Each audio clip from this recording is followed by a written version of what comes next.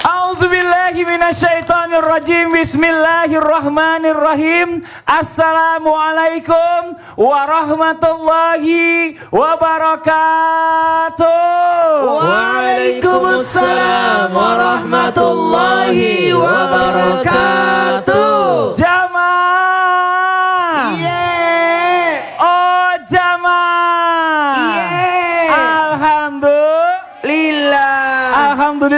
Alhamdulillahirabbil alamin. Allahumma shalli ala sayidina Muhammad wa ala ali sayidina Muhammad. Rabbi shrah li sadri wa yassir li amri wahlul 'uqdatam min lisani yafqahu qawli. Jamaah Islam itu dan dirahmati Allah. Jamaah.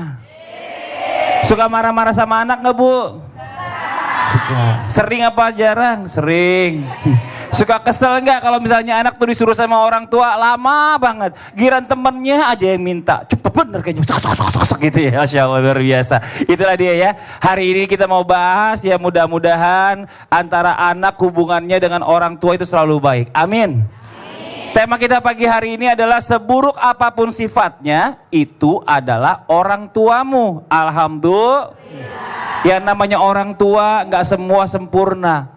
Ya, tapi yang namanya seburuk apapun orang tua kita, tetap orang tua kita. Sebelum kita masuk ke pembahasan kita hari ini, kita lihat dulu ada sebuah video tayangan tentang ibu menjadi korban 50 tusukan oleh anaknya. Nauzubillah, summa nauzubillah. Ini dia tayangannya nih. Kenapa nih anak bisa sampai tega begini sama orang tuanya? Apa didikannya yang salah? Apa mungkin kadang pas giliran orang tua kalau lagi marah tuh kadang-kadang keucap yang enggak akhirnya nauzubillah min zalik kejadian. Ini mohon izin penjelasan Ustaz Maulana. Fadhal tepuk tangan buat Ustaz Maulana. Makasih banyak Mas Fadli, izinin Abi, Ustaz Sam dan semua dimanapun berada. Bismillahirrahmanirrahim. Allahumma salli ala sayyidina Muhammad wa ala ali sayyidina Muhammad. Jamaah.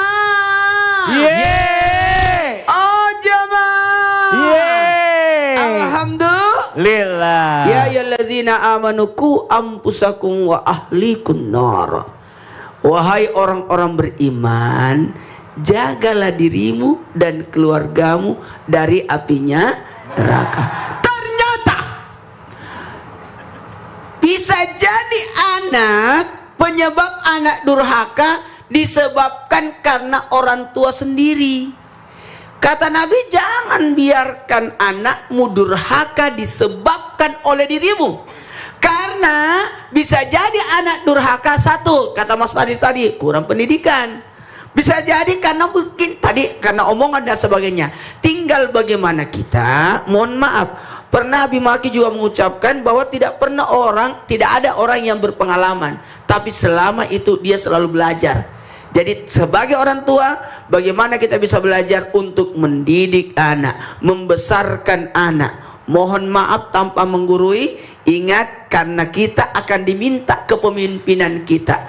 Dan buat anak-anakku dimanapun berada, Masya Allah, ingat, raihlah ridho orang tuamu. Bagaimanapun orang tuamu mulutnya pedas, tetap sabar. Benar, Masya Karena Allah. orang tua tetap orang tua. Masya Di situ Allah. ada ridha Allah. Masya Allah. Terima kasih banyak Ustaz Maulana. Nggak berasa tepuk tangan Ustaz Maulana. Jamaah. Ya namanya orang tua itu sifatnya beda-beda. Sampai nih kadang-kadang mohon maaf sebelumnya buat jamaah yang di rumah ya, anak-anak ini terpaksa melawan orang tuanya. Bahkan ada yang berani kurang ajar, nauzubillah. Karena mungkin ya nggak bisa nahan emosinya sama orang tuanya. Tuh Bu, jadi orang tua juga harus yang benar kita nih, nauzubillah min zalik kalau sampai anak kurang ajar. Terus bagaimana caranya supaya kita sebagai orang tua juga menyadari yang namanya kesalahan kita, nggak selalu melulu menyalahkan kepada anak-anak kita. Coba kita minta penjelasan dari guru kita Ustadz Abi Maki. Punten Abi, Fadhol, tepuk tangan buat guru kita Ustadz Abi Maki. Bismillahirrahmanirrahim. Assalamualaikum warahmatullahi wabarakatuh. Waalaikumsalam warahmatullahi wabarakatuh. Alhamdulillahirabbil alamin. Allahumma shalli ala sayidina Muhammad wa ala ali sayidina Muhammad. Subhanallah, kita sering mendengar ketika ada asap, insya Allah di sana ada api gitu ya. Jadi ketika ada sesuatu yang terjadi kepada anak, jangan langsung menjudge dengan mata ini anak ini gara-gara ini, gara-gara ini, gara-gara ini. Tapi tolonglah introspeksi kepada orang tua, kenapa anak bisa seperti ini. Iya, Kenapa anak bisa terjadi begini? Kenapa anak tidak bisa sholat, malas belajar, tidak pernah ngaji, pergaulannya tidak baik? Tolong tanya, seperti apa Anda telah mendidik anak, membesarkan anak? Karena ini berpengaruh. Satu waktu datang orang tua dengan mengeluh kepada Umar bin Khattab dengan mengatakan, "Ya Amirul Mukminin, anakku ini telah durhaka kepada aku. Anakku ini telah mencampakkan aku." Umar bin Khattab mengatakan, "Demikiankah anakmu?" Iya, dipanggil anaknya. "Nah, apakah engkau telah mencampakkan orang tuamu? Apakah engkau telah durhaka terhadap orang tuamu?"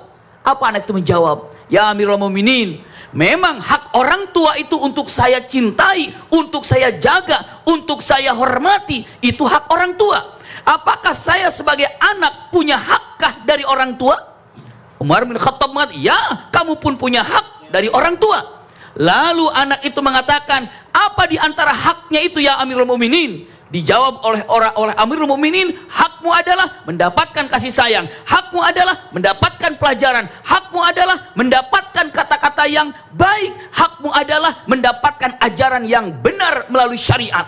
Apa kata anak ini? "Ya Amirul Mukminin, demi Allah saya tidak pernah mendapatkan daripada hak saya.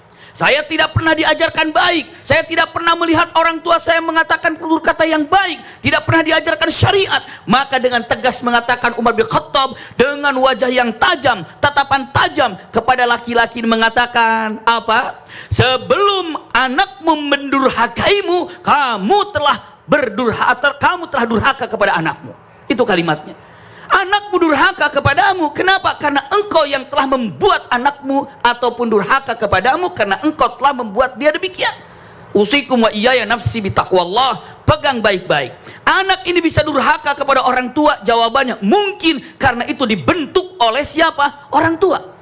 Lihat kata-kata para ulama, dia mendolimi anak, membuat anak menjadi durhaka. Usikum wa iyaya nafsi bitaqwallah. Kalimatnya yang indah, apa yang diucapkannya? Kalimat yang luar biasa, tegas dengan ucapan. Jangan dilupakan ini. Apa kata-katanya? Usikum wa iyaya nafsi bitaqwallah. Kalimat yang disampaikan para ulama, tegas, dan kalimat ini baik-baik untuk kita jaga. Ketika kita menjadikan tidak baik kepada anak, siap-siap anak itu untuk tidak baik kepada kita.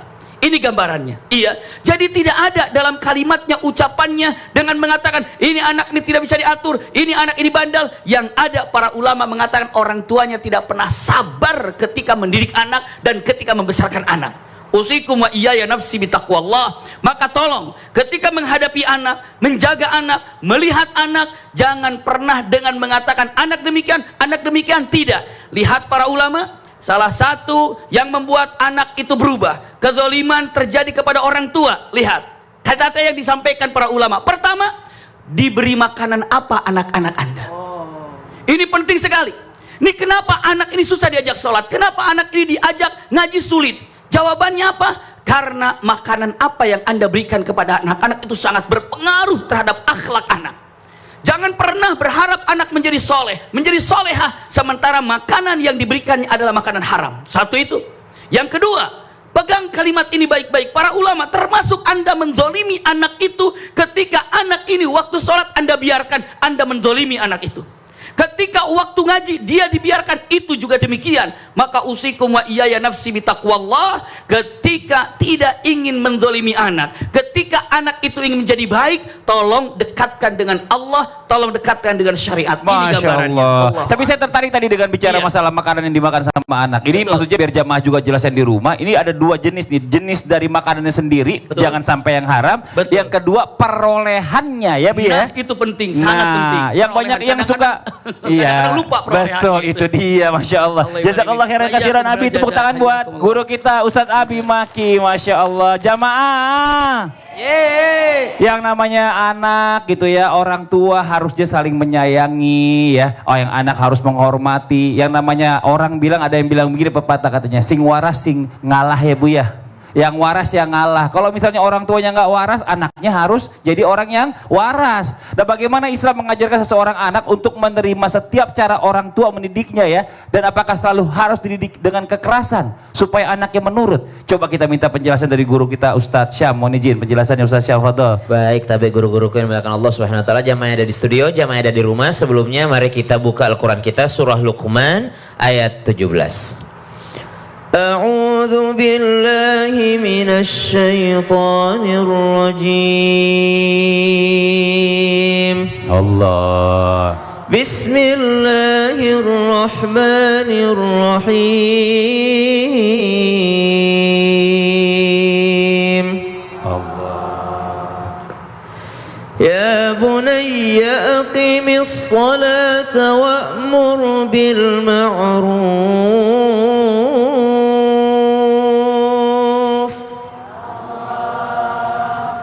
وأمر بالمعروف وانه عن المنكر واصبر على ما أصابك إن ذلك من عزم الأمور.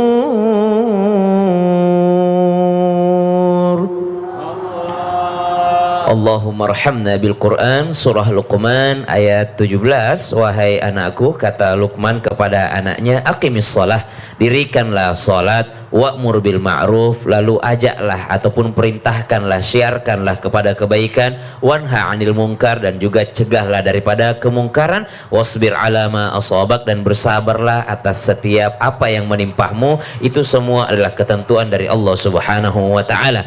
Jamaah yang dimuliakan Allah Subhanahu wa taala, kalau ditanyakan bagaimanakah seorang anak bisa menerima setiap cara mendidik daripada orang tuanya, tentu saja kalau dari ayat ini kita harus melihat dulu cara didikannya ini sesuai syariat Islam atau tidak. Kenapa? Karena perintah dalam ayat ini yang pertama adalah aqimis shalah, maka lihat dulu bagaimana sholatnya, bagaimana orang tua kita menjalankan perintah Allah Subhanahu wa taala. Kalau ada orang yang mengatakan nggak apa-apa, nggak sholat, nggak apa-apa, nggak ini, yang penting hatinya baik, tentu saja Nabi mengingatkan setiap manusia itu punya segumpal darah, segumpal daging di dalam dirinya. Kalau itu baik, baik yang dilakukannya. Jadi mustahil ada orang yang mengatakan tidak sholat tapi dia baik, itu mustahil.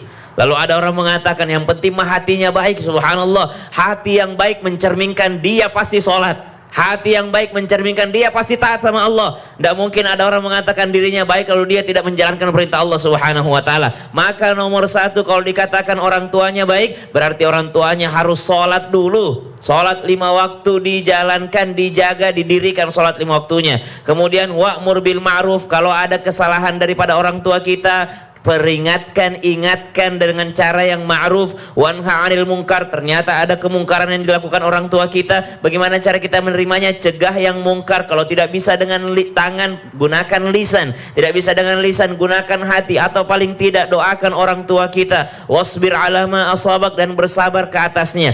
Kemudian setelah daripada itu kita bersabar dengan apa yang dilakukan oleh orang tua kita. Pertanyaan kedua, haruskah seseorang mendidik anaknya dengan kekerasan supaya anaknya nurut? 10 tahun Sayyidina Anas bin Malik radhiyallahu anhu waradahuma bersama dengan baginda Nabi sallallahu alaihi wasallam. Ketika itu Sayyidina Anas bin Malik pernah diperintahkan oleh baginda Nabi sallallahu alaihi wasallam melakukan sesuatu. Sayyidina Anas bin Malik dalam usia masih mau main dengan anak-anak yang lain. Lalu Sayyidina Anas bin Malik mengatakan, enggak mau aku. Kata Rasulullah SAW, lakukan apa yang kuperintahkan wahai Anas. Lalu Sayyidina Anas bin Malik merasa, iya merasa berdosa juga saya kalau enggak menjalankan apa yang dilakukan Rasulullah. Berangkatlah Sayyidina Anas bin Malik, namun di tengah jalan melihat anak-anak lain sedang bermain. Sayyidina Anas bin Malik mampir di sana sebentar. Rasulullah datang menghampiri Sayyidina Anas bin Malik, tidak bertanya, kenapa kau tidak lakukan perintahku? Kenapa kau masih di sini? Tidak. Rasulullah SAW langsung memerintahkan, wahai Anas, lakukanlah apa yang kuperintahkan tadi. Maka Sayyidina Anas bin Malik bersaksi bahwa baginda Nabi SAW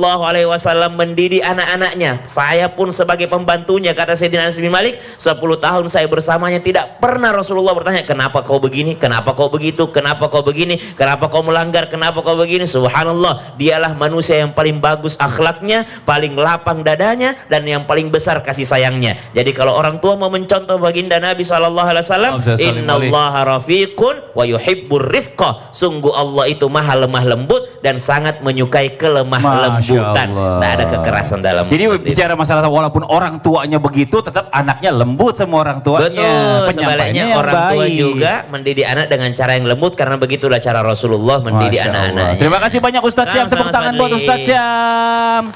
Jamaah. Ya namanya anak ya, ya pasti semua anak punya keinginan. Kadang-kadang minta ke orang tua, nggak selalu orang tua nurutin, karena orang tua juga ngelihat apa Bu? Ngelihat dompet. Kalau lagi kosong gimana mau ngikutin ya Bu ya.